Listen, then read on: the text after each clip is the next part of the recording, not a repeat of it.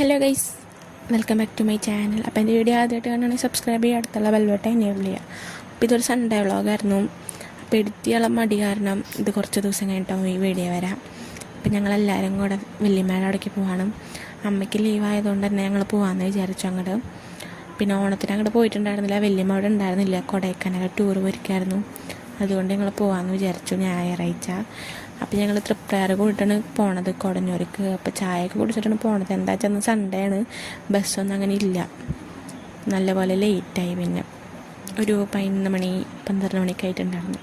ഞങ്ങൾ വീട്ടിൽ നിന്ന് ഫുഡ് കഴിക്കാണ്ട് ഇറങ്ങിയ കാരണം തന്നെ നല്ല വിശപ്പുണ്ടായിരുന്നു. അപ്പോൾ ഞാൻ സൈഡ് സീറ്റ് നോക്കിയിട്ട് വെയിലില്ലാത്ത സ്ഥലം നോക്കിയിട്ടാണ് ഞാൻ എടുത്തിട്ടുണ്ടായിരുന്നത്. പക്ഷേ എനിക്ക് വെയിൽ കിട്ടി. പിന്നെ വെങ്ങണശ്ശേരിയിൽ ഇറങ്ങി ഓട്ടോറിക്ഷ വിളിച്ച് നേരെ കൊടന്നൂർ ചെന്ന് അവിടെ നിന്നാണ് ചിപ്സൊക്കെ വാങ്ങിയത്. നേരെ എന്നിട്ട് വീട്ടിലേക്ക് പോയി. അപ്പോൾ ഞങ്ങൾ നല്ലപോലെ ക്ഷീണിച്ചിട്ടുണ്ടായിരുന്നു. വല്യമ്മയാണ് ഞങ്ങൾ വെയിറ്റ് ചെയ്തിരിക്കുക. അങ്ങനെ ഫുഡൊക്കെ കഴിച്ച് പിന്നെ ഞങ്ങൾ കോടന്നൂർ സെൻറ്ററിലേക്ക് പോയിട്ടുണ്ടായിരുന്നു.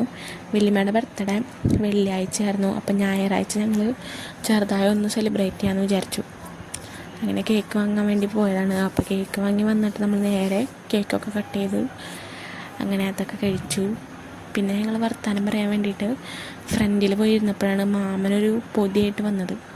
അത് കുറേ ചിപ്സ് അങ്ങനെ ഐറ്റംസൊക്കെയാണ്. വർത്തമാനം പറഞ്ഞു കഴിഞ്ഞിട്ട് മാമൻ അങ്ങനെ വീട്ടിലേക്ക് പോയി.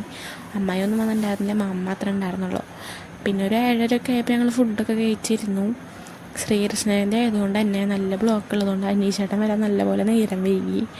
അപ്പം ഞങ്ങളൊരു 9 മണിയായിട്ടാണ് അവിടെ നിന്ന് ഇറങ്ങിയിട്ട് കുറച്ച് നേരം കഴിയുമ്പോഴേക്ക് പെട്രോൾ കഴിഞ്ഞ് നമ്മൾ വഴിയിൽ നിന്നു. പിന്നെ പെട്രോളൊക്കെ വാങ്ങി നേരെ വീട്ടിലേക്ക് പോയി. അപ്പോൾ ബൈ.